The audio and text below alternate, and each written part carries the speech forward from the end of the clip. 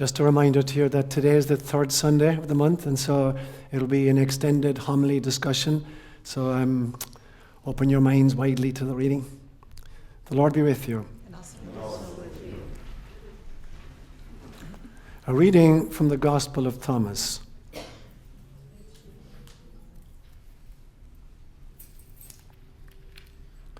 These are the secret sayings that the living Jesus spoke, and Didymus Judas Thomas recorded.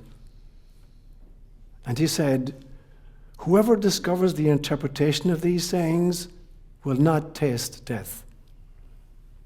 Jesus says, those who seek should not stop seeking until they find. When they find, they will be disturbed. When they are disturbed, they will marvel and will rule over all. And when they rule, they will rest. Jesus says, if your leaders say to you, "Look, the kingdom of God is in the sky," then the birds of the sky will precede you. If they say to you, "It is in the sea," then the fish will precede you. Rather, the kingdom of heaven is inside you, and it is among you. When you know yourselves, then you will be known, and you will understand that you are children of the living Father. But if you do not know yourselves, then you live in poverty. In fact, you are the poverty. Jesus says, a person old in days won't hesitate to ask a little child 7 days old about the place of life, and that person will live. For many of the first will be last, and the last first, and will become a single one. Jesus says, know what is in front of your face, and what is hidden from you will be disclosed to you. For there is nothing hidden that will not be revealed, and there is nothing buried that will not be raised up. A gospel inspired by God.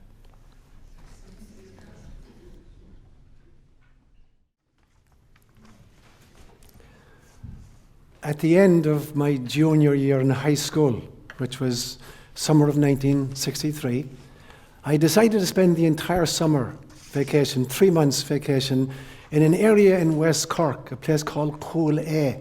Coolea in Gaelic literally means Hughes Backwoods. It's a very remote area in West Cork where Irish is still the native language down there. And I was raised kind of half in Irish, half in English. Both of my grandmothers were native Irish speakers, and all of my education up to the end of high school was through Irish. I learned mathematics through Irish, and physics through Irish, and history through Irish. So I decided to spend the summer holidays in this area because I specifically wanted to collect Proverbs. And Ireland is famous for its Proverbs.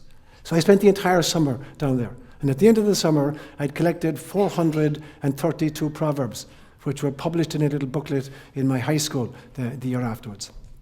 So typically, I would spend the entire day visiting with elders in the village of Coolea. And I'd ask somebody, can you tell me a proverb? You know, the word for proverb in Irish is shanochel. And shanochel literally means an ancient word. So I would ask them, tell me a shanochel. And then they would tell the shanochel, and I'd ask them, in what kind of a context would you use this? And what's the kind of the meaning or the interpretation of it? Because they're all metaphorical. And over the course of that summer, I learned some very interesting things. The first thing I learned was that if you really want to go to the core of any culture's wisdom, go to their Proverbs. The Proverbs are the distillation of the wisdom of an entire culture. So if you really want to understand a culture, you have to go to their Proverbs. That's the first thing I learned. And the second thing I learned very quickly was that Proverbs constantly contradict each other. And the reason is that truth is so multifaceted that no matter what you say, there will be a circumstance in which the opposite is also true. And you find this in all Proverbs in all languages. In English, we say something like, he who hesitates is lost, but look before you leap. In Irish, we have a proverb that says, there's no fireside like your own fireside.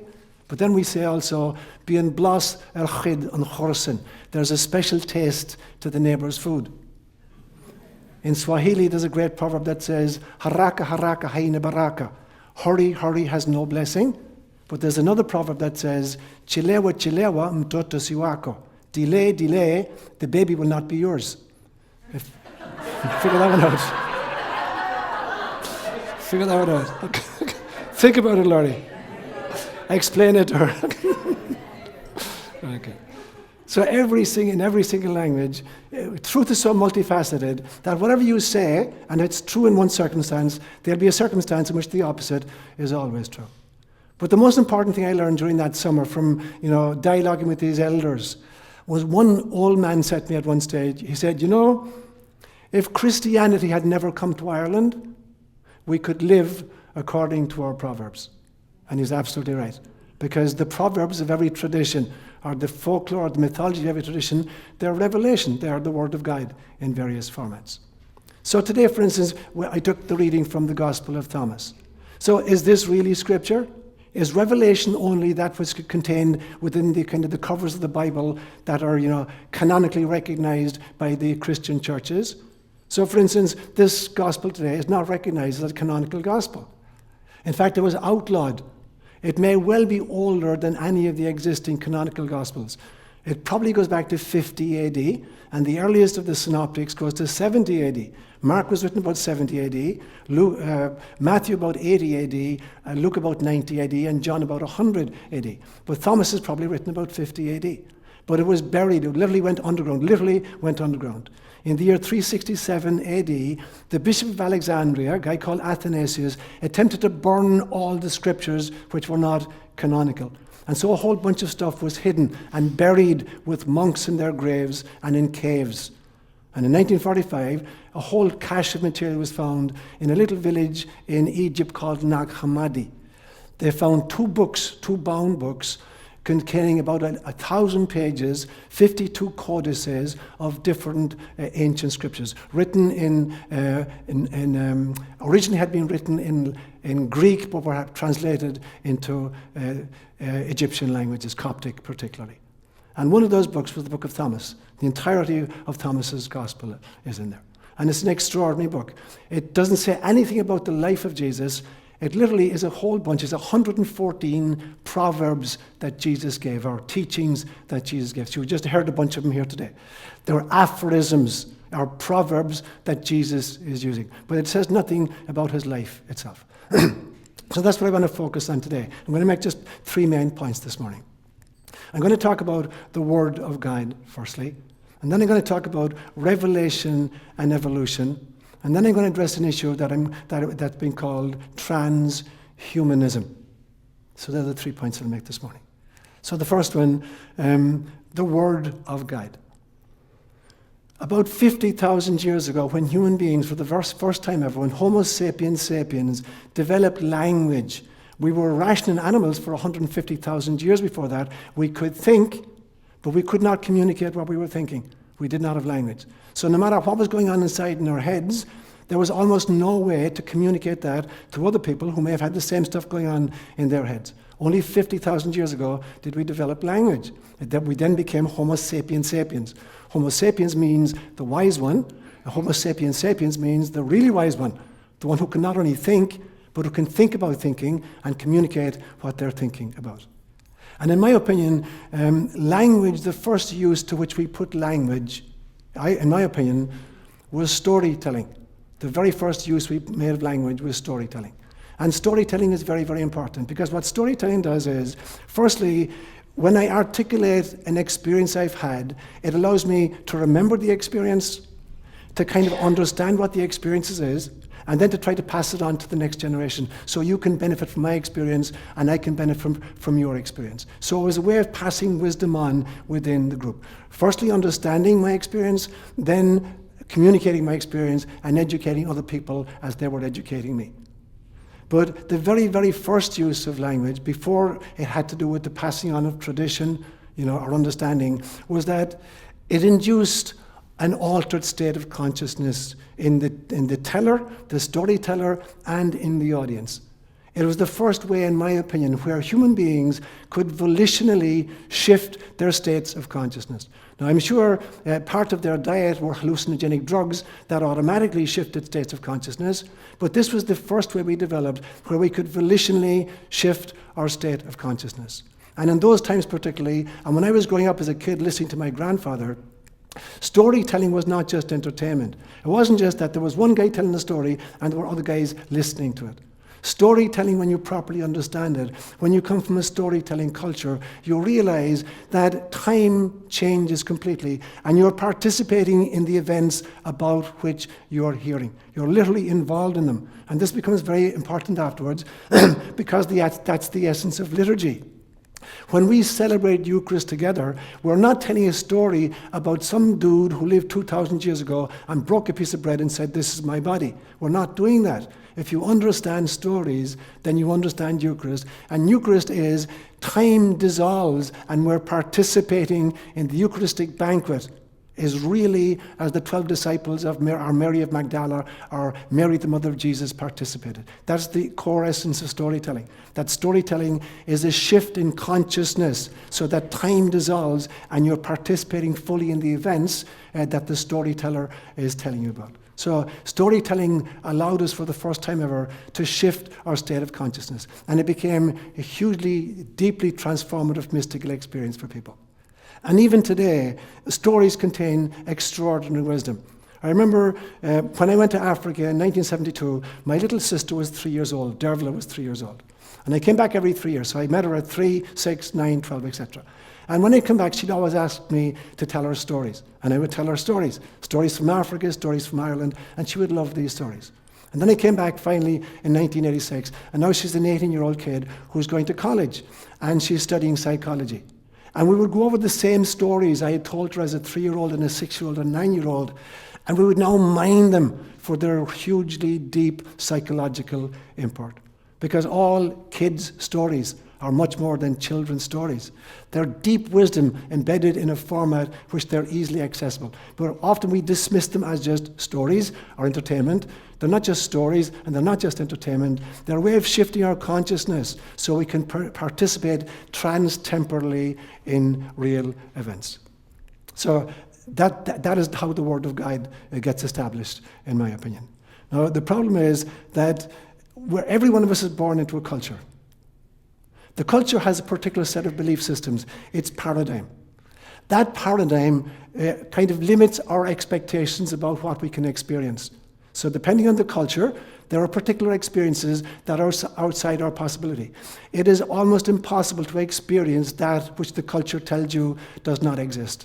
It is very difficult. In waking states of consciousness, it is impossible to experience that which your culture tells you is not real. You have to shift your state of consciousness in order to break out of that box and begin to experience stuff that your culture tells you is not real. But we're stuck in this. There's the culture, its belief systems, that kind of limits what your expectations are, that limits what experiences you have. Your experiences determine what your notion of reality is, and then that feeds back to the culture. So it's a self-referential system. It is very difficult to break out of it unless you get into stories in some way. And then that shifts your state of consciousness. And now you can have expectations and therefore experiences and therefore a reality that your culture tells you cannot possibly be true. And that's the whole journey of mysticism. Now the problems happen when cultures come in contact with each other. So every culture privileges its own stories. It privileges its own scriptures. It thinks its scriptures are real revelation, whereas the stories of other groups are just mythology or folklore. And so we think, for instance, that the stories contained in the Bible are really revelation. They're really true. But that what's contained in the Quran, that's just mishugas. Or the stories of Africa just made up. Or the prophets of Ireland, they're just make up. So every culture privileges its own stories and acts as if they're a special revelation and the revelation of the others is just make-believe. And when we come across these other cultures and we're in a position to do so, one of the first things we do is we destroy their holy places and we burn their scriptures. We can obliterate their stories and we impose our stories on them. We either kill them or we try to convert them. And the Catholic Church, like all the other great systems, have done this again and again and again. When the Christianity was legalized by the Emperor Constantine in the year 312 AD, they quickly set about destroying the scriptural traditions and the holy places of everything that had gone before them.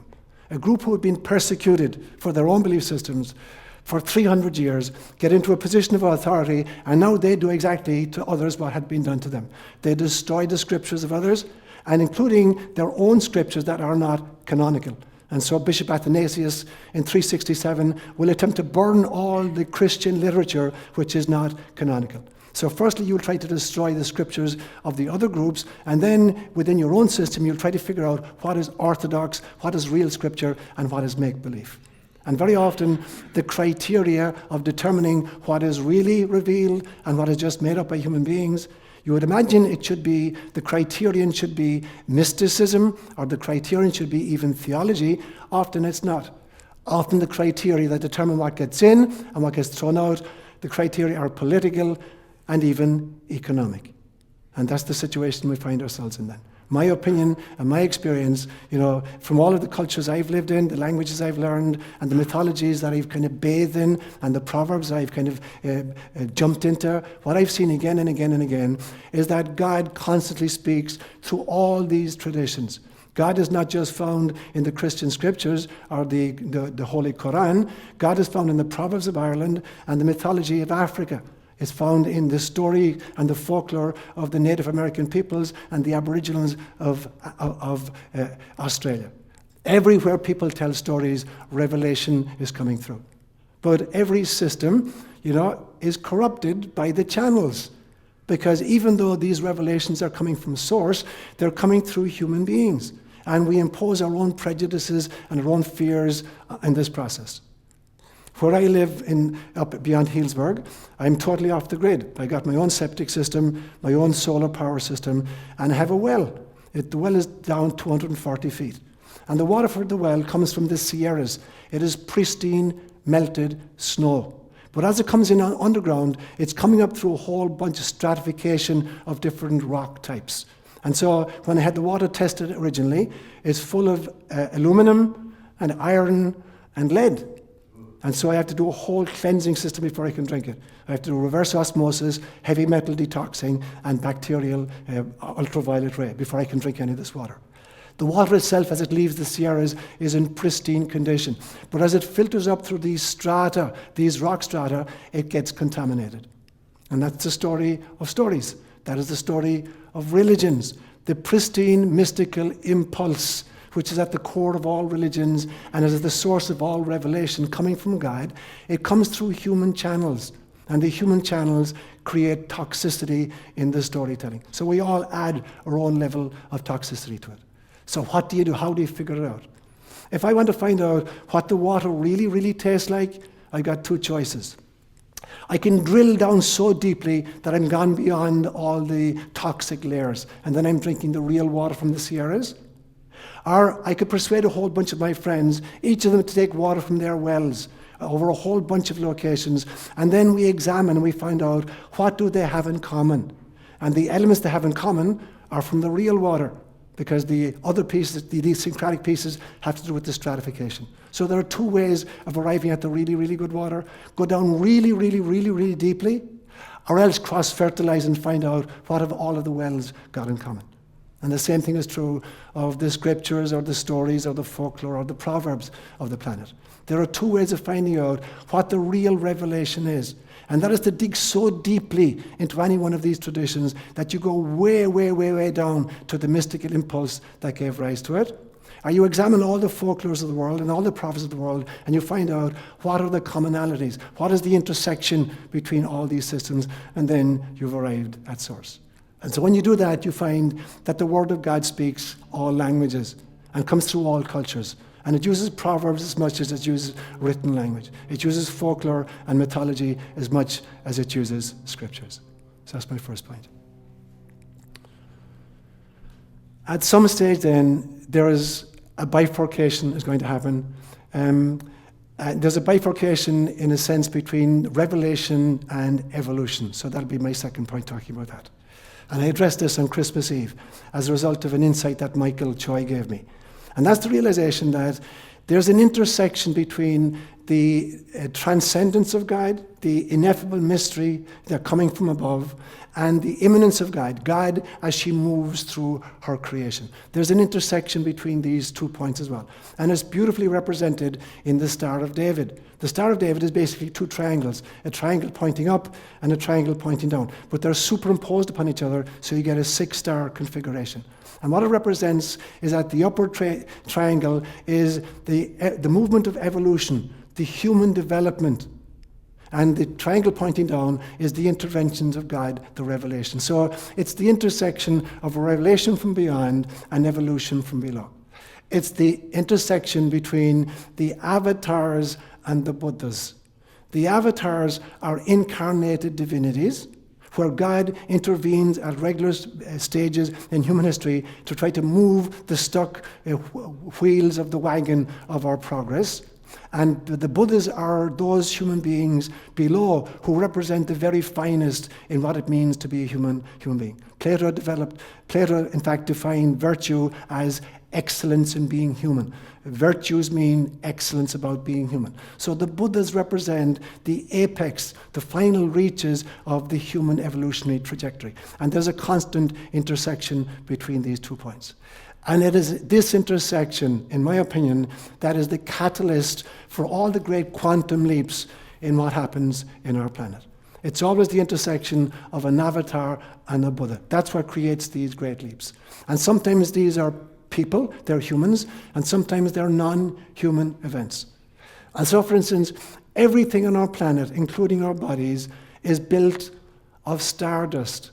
10 billion years ago, a supernova exploded somewhere and scattered its elements into intergalactic space, and these began to cluster into other solar systems and planets of various kinds, so that every element of our bodies, every single element of which our physical bodies are constructed and our planet is constructed, came from the stars. Life itself got seeded in that process by some kind of directed panspermia, to use a phrase of Francis Crick. And it began to evolve very, very slowly at first, and then gaining speed, and then going almost asymptotic. What is creating this movement, or this speeding, or this amplification, or this acceleration? One of the things that's doing it, literally, is sunlight. There is more information beamed onto planet Earth in 5 minutes of sunlight than is found in all of the archives in planet Earth. When you talk about information technology and bytes of information, scientifically understood, a byte of information is the answer to a yes-no question. You take all of the information on planet Earth and all of the archives on planet Earth, and you reduce it down to binary mathematics, an answer to a yes-no question, and all of that information and more is conveyed in 5 minutes of sunlight onto planet Earth. And so my opinion is that on a regular basis, this accumulation of new input, literally from sunlight, is creating the quantum leaps that we experience on planet Earth. And it's why evolution is happening, and why evolution is not happening in a gradual ascent, it's happening in quantum leaps. One of the big mistakes of Darwinism is a belief system that evolution happens in this really gradual, slow fashion. If it were true, the fossil evidence would say so. The fossil evidence does not say so. Darwin himself admitted that if the fossil evidence did not show some kind of missing links between the non-flowering plants that happened 300 million years ago on our planet and the flowering plants that just came 100 million years ago, he would eat his hat or give up his theory. The fossilized evidence has never been found. There are no missing links for that 200 million year period between the non-flowering plants 300 million years ago and the flowering plants 100 million years ago, as there is no evidence for the missing links in the human evolution itself. So it does not happen in this gradual fashion. Stephen Jay Gould, a biologist out of Harvard University in the 70s, created a new understanding. He called it punctuated equilibrium, which means that evolution is proceeding kind of on a plane or a plateau for long, long periods of time, and then there's a sudden jump, which can't be explained. And then it continues like this for a bit, and then it jumps again. And it's jumping because there's interventions happening. There's accumulated information coming from sunlight, and there are interventions coming from avatars. And where avatars meet Buddhas, there's a shift, there's an extraordinary shift that happens. Now, part of the problem is that when we think about the future, Even the brightest among us think that the future can be predicted by watching present trajectories, and it is never so. When you look at the history of evolution, you can never predict a subsequent quantum leap from what's gone before it. There is no way of predicting, if you just looked at it, that rocks could suddenly burst into life. No matter how familiar you were with rocks, if rocks were your only experience, there is no way in God's green earth that you could have predicted that these rocks would suddenly breathe life. Or there was no way, if you were following life, plant life, animal life, whatever, there was no way of predicting that at some stage life would develop compassion or emotions, such as you find with mammals. There's no precedent for it. There was no way of predicting that would happen. It's a quantum leap. Or there's no way of predicting that emotional beings would develop the ability to self-reflect or to think abstractly. If you were to look only at the mammals and make predictions about what the future reaches of evolution would look like, you wouldn't even have the idea that they could jump this way. And the same thing is true where we find ourselves now. Those who think that they're predicting the further reaches of evolution by extending what's happening right now are totally verblungen. They're totally outside the reality. It's going to look totally different from anything we can imagine. And I'll address that in a few moments, a little bit. So we get these jumps. There is no way of predicting, for instance, 100,000 years ago, that Homo sapiens, who were walking around thinking beings, but had no way of communicating what they were thinking to other people, that suddenly, all of a sudden, they would develop grunts that could communicate my thoughts into your head, or your thoughts into my head. There was absolutely no way it could be predicted, looking at Homo sapiens 100,000 years ago, that they would develop grunts which are meaningful communications. There was no chance, even after we developed grunts that could communicate, that we would learn to put symbols on paper or rocks that these physical signs would represent the grunts that represented the thoughts that allowed us to communicate with each other. There was no way in God's green earth that this kind of stuff could be predicted. And so it is as we move into the next stage. My third point is this: transhumanism. It's a phrase I only came across a few months ago. And it's the notion of what happens after humanity. Now, it's ludicrous for us to think that life, which has been evolving for 3.7 billion years on planet Earth, and which has not just been evolving gradually, or even at the same pace, but is going asymptotic. It gets faster and faster. You just look at the fossil evidence for this and you see that evolution and changes happen faster and faster and faster and faster and faster. So we're going almost asymptotic. So why in God's green earth would we believe now that evolution has stopped with humanity? That the process that has been going on this planet for 3.7 billion years and getting faster and faster and faster and accelerating at astronomical speeds would stop with Homo sapiens sapiens, and this is kind of as far as it's going to go. In our own lifetimes, we're going to see changes we could never even have predicted.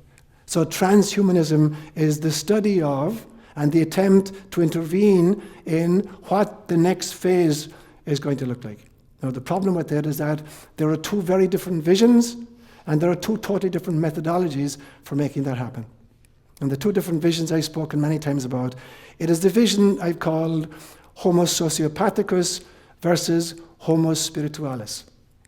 It is a vision of people who think that the further reaches of humanity is through extending our greed and our violence and our caste system and making it more and more entrenched. And there are trillions of dollars of developmental money go into this exercise, trying to create a caste system based on greed and violence and warfare. Now, it's succeeding to some extent. Unfortunately, it's for them, it's an evolutionary cul-de-sac. There is no real future in it, but there will be a lot of collateral damage that these people do in the process. The other wing of it is what I've called Homo spiritualis. And it's the realization that what is coming will be unrecognizable. Paul said this very powerfully: eye has not seen, nor ear heard, nor has it entered into the heart of man what things God has prepared for those who love him. We're not talking about an afterlife. We're not talking about kind of the reward of heaven. We're literally talking about what planet Earth is going to look like, in the not too distant future. Eye has not seen, nor ear heard, nor has it entered into the heart of man what things God has prepared for those who love him. So they're two radically different visions. They're visions which are totally different from each other. So the die was cast when evolution created the possibility of free will for the first time. Up to then, evolution had been the evolution of consciousness. It's like the spirit has been guiding the evolutionary process for 3.7 billion years on planet Earth. Now, when God introduces free will into the equation, everything changes radically. Because now, the evolution of consciousness becomes conscious evolution. Now beings have arrived who can either participate and cooperate with this process or obstruct it. And free will was the key piece. It was the key information that was injected into the equation that made all the difference. And free will is meant to morph into freedom. Free will is the ability to do as I please. Freedom is the ability to do as pleases God. In other words, the only truly free person is the person who chooses the good. To the extent that I do not choose the good, I am not free. I'm addicted to greed or violence or selfishness of some kind. And so free will was the key to the further development into freedom. It leads to the transition from self-concern, which is very important for any physical organism, needs to be self-concerned in order to survive. It's the quantum leap from self-concern to compassion. And the mammals were the beginning of that process. But there are stages of compassion, beginning with compassion for oneself, extended to one's family, to one's tribe, to one's nation, to one's enemy, to the entire species, and to all sentient beings. And this, in my opinion, is the meaning of Christ's great statement in the Gospel of Luke, where he says in Luke's Gospel, you must be compassionate as your heavenly Father is compassionate. Now, Jesus is talking in Aramaic. So what he actually said in Aramaic is, compassion, the word compassion in Aramaic, rachamim, is the plural of the word for a womb. And the prayer, the Our Father, where Christ says in Aramaic, Abwon, Daddy, or my Father, is much more accurately translated as birthing principle of the universe, that which gives birth to all that is, to all life. So here's what Christ is saying. If you really understand what the mission of the kingdom is about, you must be womb-like, as the birthing principle of all reality is itself a womb. That means a womb is that which can conceive and give birth, not just one time, but many, many times. And that is the secret. That we're meant to give birth originally to an ego, a sense of separate self, but then to a sense of responsibility for a family, and then to a tribe, and then to a culture, and then to a nation, and then, if we're really listening to Christ, to our enemies, and then to all species on the planet, and then to all living beings, all sentient creatures. That is the movement into the future. So once free will enters the equation, there's a transmogrification from free will to freedom and self-concern to compassion for all life forms. And that's the journey we're on, moving into that space for all living beings. Well, we're invited to nothing less than creating heaven and earth. And this is why he will say very, very powerfully today, Thomas in today's reading, Christ will say, people say, oh, there's the kingdom of heaven in the sky.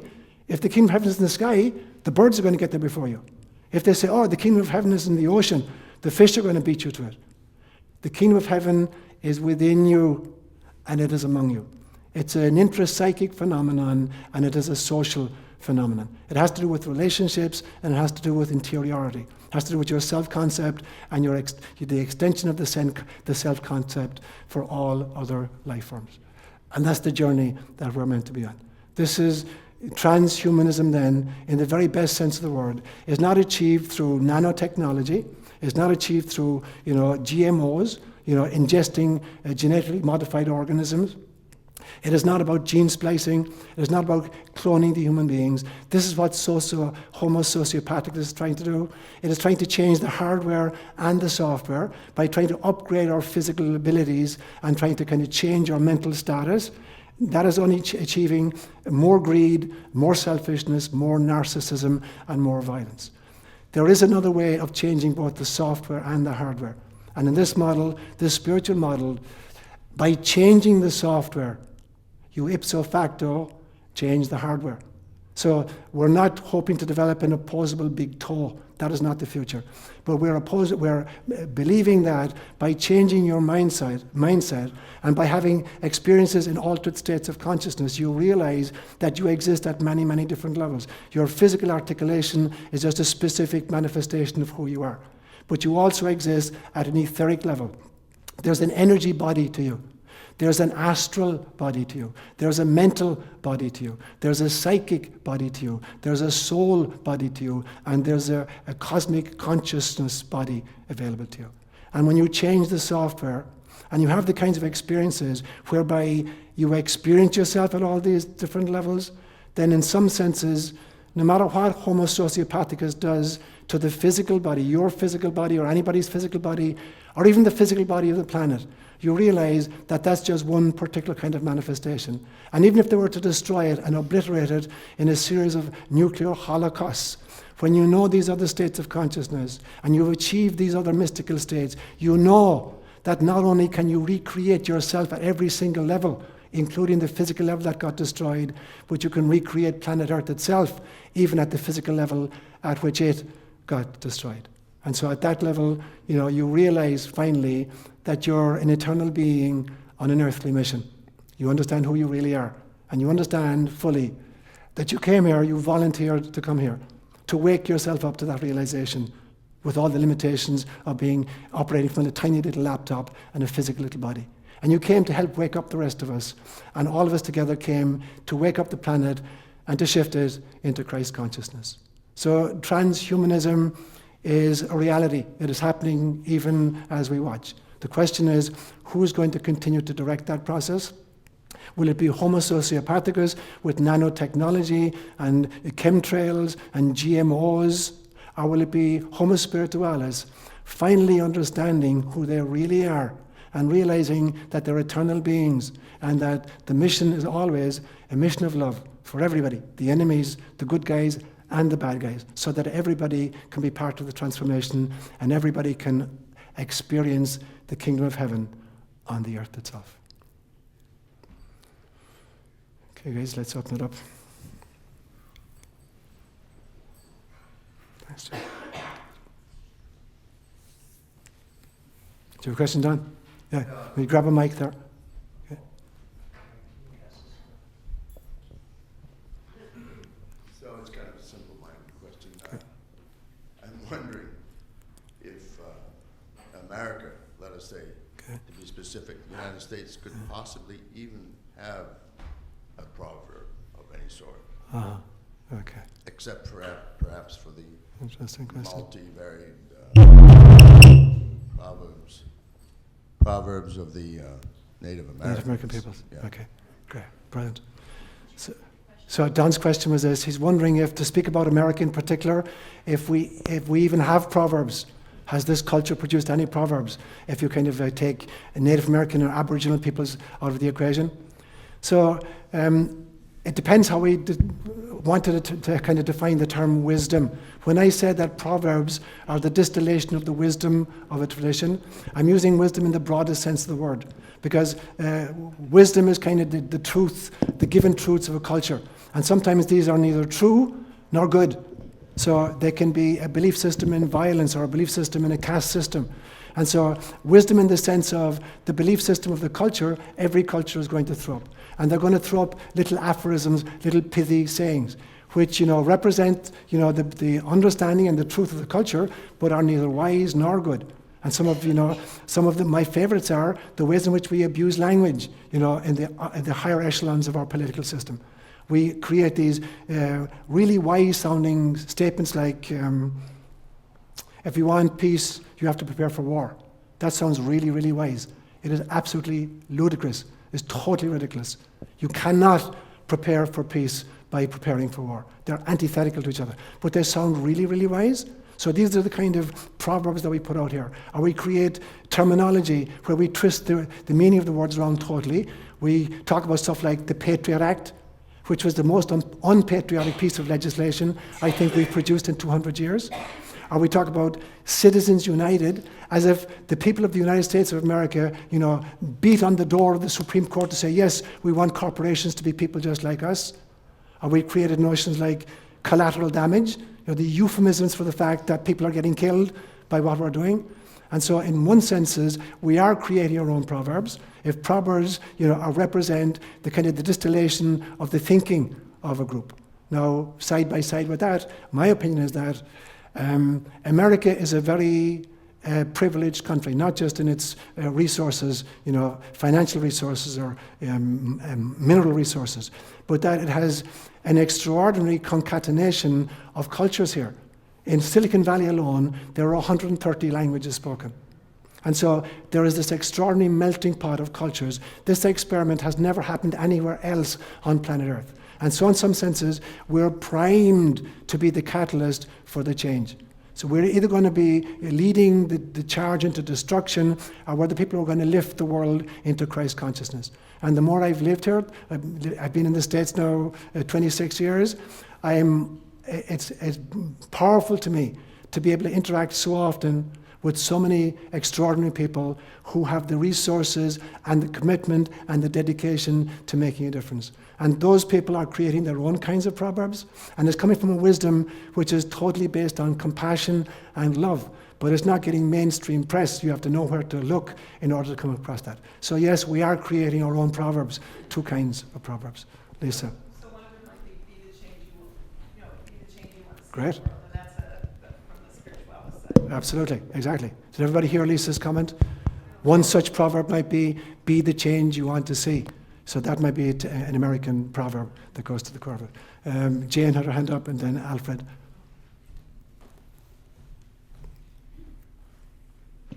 Could you expound a little bit on the concept of even if we totally destroy the world, and even if we totally destroy ourselves, I'm imagining that one of the concepts in that would be maybe co-creation?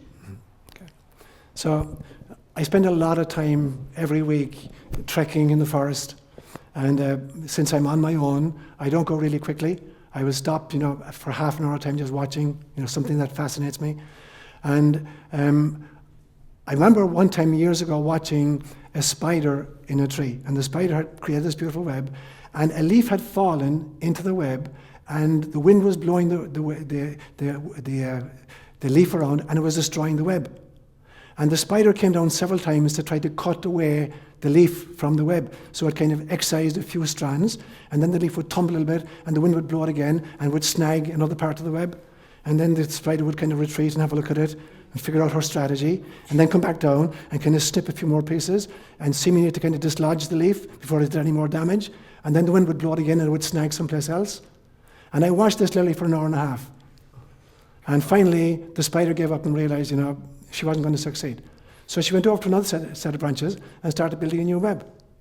Yeah, totally new web. So she attempted really to kind of fix the one that was being interfered with, but when she saw that wasn't going to work, she created a new one. So that's what I have in mind here. That we really, really, really at core are eternal beings. We were never born and we can never die. But we've volunteered for the experience of incarnation. And so we've lowered ourselves through 7 different stages, from cosmic consciousness, down to individual soul, down to our psychic body, down to our mental body, down to our astral body, down to our etheric body, and down to our physical body. But we're asleep at the wheel. We think we are our physical bodies. We think that, that the physical body of Gaia is the only level of Gaia that exists. And it doesn't. That's just the hard copy. That's the printout version. But Gaia and you and I are an online program, and if you lose your hard copy, you just go back to the printer and you print another version. Or if you're a spider, you build a new web. And so locked within the potential of any soul is the ability to recreate itself at any one of these levels it chooses, all the way down to the physical. And that's the great difference between the realized masters and the rest of us. It is why Jesus really and physically could appear inside in a room with the doors were locked and people are huddled for fear of the authorities. He could literally dematerialize his molecular structure, travel thousands of miles by thought, and then remanifest it in a particular location. And you can do the same thing. When you get to that level, you can do the same thing. And so even if your physical body were to be destroyed, And there were a reason why you needed to reconstitute your physical body. For whatever reason, you could do it, or create a different body if that's more appropriate. And the very same thing I believe is true for Gaia. That even if we were to destroy Gaia's physical space suit, Gaia itself is animated by an ancient, really, really evolved soul, much more evolved than the souls that inhabit just human spacesuits. And if we were to destroy the physical spacesuit of Gaia, if she chose to do it, she could reconstitute it exactly as it was, or in a different fashion if she chose to do it, or do it elsewhere, locate herself elsewhere and manifest over there. So, we are much less powerful than we give ourselves credit for. We think we can do all this damage. It really, literally, is only apparent damage. It's messing up the spider's web and thinking then that we've killed her ability to co-create or to create a new one. She can spin thousands of webs. And so I mean by that, when we come to that realization that this is how powerful Gaia is, and this is how powerful the individual souls are, it lifts us out of the place of depression, and it lifts us out of the place of disempowerment and thinking that the bad guys are going to win this race. They can't ever win the race. The bad guys are like kids in their terrible twos, which is why I called last Thursday night's lecture Gaia's brats and their tantrums. The Homo sociopathic represents the 2-year-old tantrums of particular souls. That's as far as they've gotten in their evolutionary process. They're not calling the shots. They're doing damage at a physical level, but that's all they're capable of doing. But as long as we identify with the physical level, we're empowering them in a fashion that they don't deserve to be empowered, and we're disempowering ourselves from the level of who we really are. I think Alfred was next, and then Margaret. I just had some observations on your ideas about transhumanism. Okay.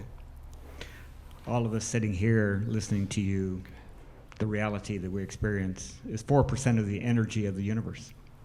The rest is dark matter and dark energy, which we do not understand. There is also a theory having to do with what constitutes the building blocks of our universe, string theory, and it posits 10 dimensions, 11 if you count time, and we live in 4 of them, and we can't figure out what the other 7 are. Totally. So clearly, we have a long ways to go, and an incredible journey in other dimensions, and a discovery of what is the rest of the universe composed of. Beautiful. So I truly believe in your idea about the universe, and I desperately want to hold on to these ideas because I struggle daily with truly believing there is a God, and I see a God in all of this. Absolutely. Brilliant. Great observations, Alfred. Thanks so many, Margaret. I'm trying to remember. Okay. In the Gospel of Thomas, when you get to this progression, you get to the point where, anyway, he said you get to this point and then you rest. Yes. Ruling, how can you rule and rest? Okay, brilliant. So the ruling was the penultimate stage, and resting was the final stage. So the 6 stages that he outlined were this: if you seek, do not give up your search until you find. Stage 2. When you find, you will be disturbed. When you're disturbed, you will marvel. When you marvel, you will rule, and after you've ruled, you will rest. So resting was the final stage of the process. So for me, what it looks like is this: that we volunteer for life and mission on planet Earth. In order to do that, we accept a whole bunch of limitations.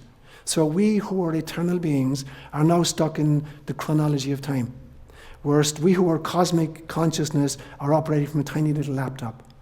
We who are without boundaries are now stuck inside in a little, little 8-pound body at the time we're born. And then, most importantly of all, there's amnesia created for who we really are. And so we start in a place of not knowing. And so the first is to start searching. We start looking for some kind of purpose or some kind of meaning. And then we begin to understand how the world really works. And when you find out how the world really works, you get really, really disturbed. Because you see very, very quickly how much prejudice there is in the world, how much greed there is, how much oppression there is, how much prejudice, how much lack of justice there is. And it is really, really disturbing. So what do most people do at that stage? If they're lucky enough to be part of the elite, they ignore it because it's working for them. If they're part of the oppressed, then the temptation is bread and circuses.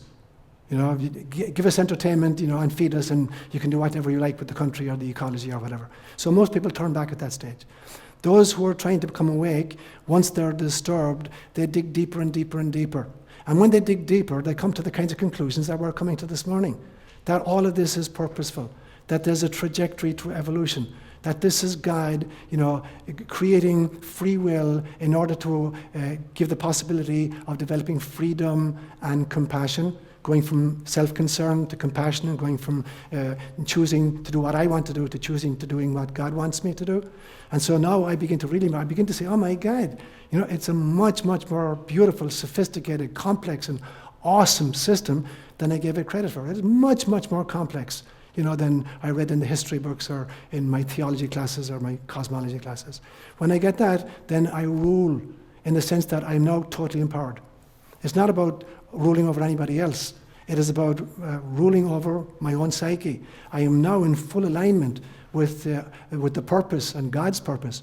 And so the sense of ruling has to do with self-empowerment, because I know now what the game really is. That's the bad word, ruling. Ruling, okay. So ruling is only bad because we associate ruling with rule over, or we associate power with power over, or we associate it with domination of or oppression of. And ruling really is to be in total alignment with core self. That's what ruling means. Yeah. Understanding, exactly. It's the core understanding. And at that stage, then you can fully rest, because you realize that it's happening and you contribute what you need to contribute, but you don't have to worry about the timeline. Only egos worry about timelines, and only egos worry about particular ways of getting to your objectives. Once you move into the soul place, you realize as long as you're showing up and you're aligned and you're operating out of love and compassion, then you have to allow it to happen at God's time, in God's time. And therefore you can rest and let it happen at its own pace. Yeah. Lisa, and then Patrice. Unruly is a worse word. Unruly, okay. Okay, great. Patrice, I'll hand up. Sean, this may be a bit of an arrogant question that I'm putting on you. Yes, but do you have a sense of what the next quantum leap may look like? Okay, and this is a get great there? question. I'll preface it by saying this, Patrice. As I explained earlier on, that those who attempted to predict future evolution on the basis of past trajectories are always wrong, because what they do is they just extend out the present, graph, and when there's a quantum leap, when there's a discrete break in it, the graphs don't work anymore. And so anybody who's going to attempt to predict what it's going to look like is arrogant. But given I'm Irish, I'll give it a shot at it anyway. And the reason I can afford to give a shot at it is that I'm listening to what the avatars have been telling us for 2,500 years. And they've been talking about, Jesus' word is the kingdom of heaven. Hinduism will talk about self-realization. Buddhism will talk about enlightenment. They're all just different phrases or terms for the same reality, which is that there will be the radical disidentification with our physicality and our emotionality and our intellectuality, the radical disidentification with that. Not in the sense that it's not part of the equation, but that it represents the totality of the equation, into the realization that we are eternal beings. And when we access that level of self, then we can offer each other namaste. And namaste means that the divine in me recognizes and honors the divine in you. It's like we're just the same God in drag playing different roles. Did you ever see that movie with Eddie Murphy? What was it called? Where he played several different roles. What was it called, George? Eh? No, it wasn't Barbershop. What was it called? Go ahead. Something about God. In this particular movie, he plays himself, he plays his grandfather, he plays his grandmother. Yes. What was the name of that movie? You remember it? Oh, okay. Well, in this particular movie, he's playing at least 4 different roles. He's made up to look totally differently. And so there's this hilarious dinner table scenario where everybody sitting around the table is Eddie Murphy. all dressed up differently. One is his grandmother, one is his grandfather, and one is himself. And there's this hilarious dialogue going on between all four characters. But Eddie Murphy is playing all four characters. And when we get to the realization, God is playing all the roles. Every single role. God is playing the role of the rocks, the plants, the daffodils, the human beings, the avatars, the Homo sociopathicus. God is playing all those different roles. When we get that, then there's this liberation. So this is what the future looks like. When we realize that that's what's happening, then there's going to be a shift such as we've never seen before. That's what it's going to look like as far as I'm concerned. The total disidentification just with the costumes that Eddie Murphy is playing and the realization that it's Eddie Murphy that's playing them. The realization that every single one of us, is just a character that God is playing. I've said this to you many times, that life is a dream that the ego is having. The ego is a dream that the soul is having. The soul is a dream that spirit is having. And spirit is a dream that God is having. And so we live within this nested series of dreams. And so when we learn, for instance, even how to dream lucidly, we then learn how to live lucidly. Realizing that this too is a dream. This is a total dream. This is a particular dream we have between the time your alarm clock goes off in the morning and you go to sleep at night. This is the dream of that particular part of the day.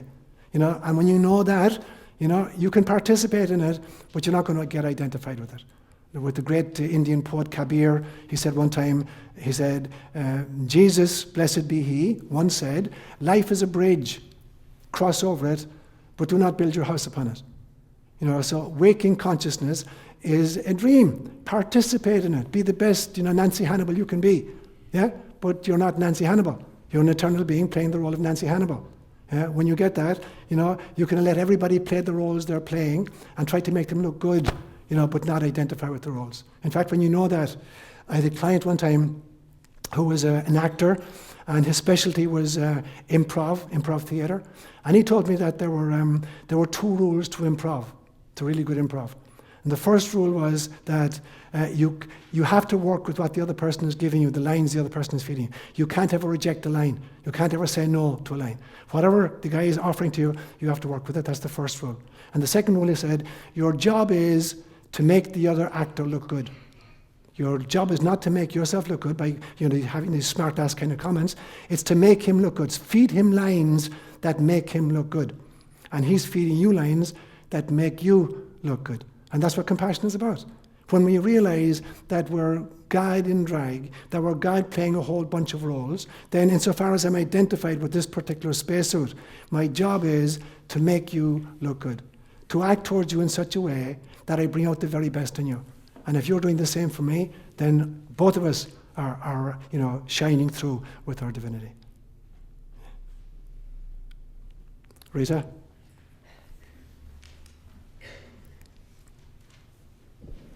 And when that happens, it seems like the amnesia, which we've been suffering from, will be gone. Totally. And so all that cloud we're constantly living under will be gone. Absolutely, you're dead right. And so for me, that is the greatness of any teacher. The difference between a real teacher and the rest of us is that a real teacher is not telling us stuff that we didn't previously know. A real teacher is reminding us of stuff that we've forgotten. So when you're in the presence of a real teacher, you'll find yourself saying, oh my God, yes, yes, yes. Not because she's telling you stuff that you didn't previously know, but because she's waking you up to stuff that you know at the core of your being. So the amnesia is being rolled off, and your real core wisdom is getting unveiled. In fact, that's the actual meaning of the word education. The Latin word educare literally means to lead out from inside of. So education is not pouring facts into an empty container. It is unveiling what is inside. During yesterday's Mass, there was a young man at the Mass, there's only a second time I've seen him there, called Caesar, and he used this great image of David, and Michelangelo's David, that Michelangelo said very famously, he didn't create the sculptor David, he just took a block of rock, and he cut away what didn't belong to David. And David emerged. So David was lurking inside there, but he was covered over with marble. And Michelangelo's job was to get rid of the marble that didn't belong to David. So that's what real education is. That's the function of a real teacher like a Jesus. What they're doing is they're chipping away the amnesia and revealing, the David inside in every single one of us. Mike had his hand up. Want me to stand up? Whatever, Mike. Oh, I thought Whatever you works said here. stand up. Whatever works here. I just wanted to make a personal reaction. Okay. It's neither a criticism nor an understanding, but I, like probably most people in here, spent a fair amount of time reading about God and Teilhard de Chardin, et cetera, et cetera, et cetera. They're cousins. Pardon? They're cousins. Yes. Okay. Yeah, they God are. and Teilhard. Karl Marx too, but that's another story. But I found myself personally not doing much of that anymore. Okay. And well, here's an example of my spirituality these days. I was riding a bus to the airport, and I started talking to the driver, and he was very interested in the 60s. He had lived through a lot of stuff. We started talking about it. Contacts like that have become my spirituality. Right. Contacts with my cat, Fabulous. contacts with people, Yeah. and I found myself driven to have, I don't know quite how to say this, but I find myself driven to have intense conversations, but very light conversations, Fabulous. making people laugh, Great. making them feel good. And that's where my spirituality Fabulous. is going. Right. And, you know, God, I've given up on God, the abstracts, as I call it. Great, I don't Mike. get it. Fabulous. But I do find it Great. in these concrete things. That's why life is a tapestry, and every one of us is a little patch on the tapestry, and it's all important. You know, otherwise we'd have a bland blanket, which is monochromatic. And so the fact that each of us has different passion and a different way of pursuing it, that's what creates the kind of the rainbow effect of life. Great, thanks, Mike. So just one take. I every once in a while think that when we have these kinds of contacts that Mike is having, it's really it's a point of consecration. Okay, brilliant, beautiful. Beautiful, Margaret, thank you. It is a point of consecration. Every human dialogue, you know, literally is a point of consecration. It is a blessing, it's a mutual blessing. It is the divine in one recognizing and connecting with the divine in the other. It's beautifully put. Beautifully put. Yeah. Maureen, did you want to? Sir, was there somebody else had the hand up there? Okay. So we'll hold it there, guys. We're going to a half an hour. I know there's a lot of people who want to see the ball game today. So we'll end this part of it. And before we continue with our Eucharist, let's offer each other a sign of our peace.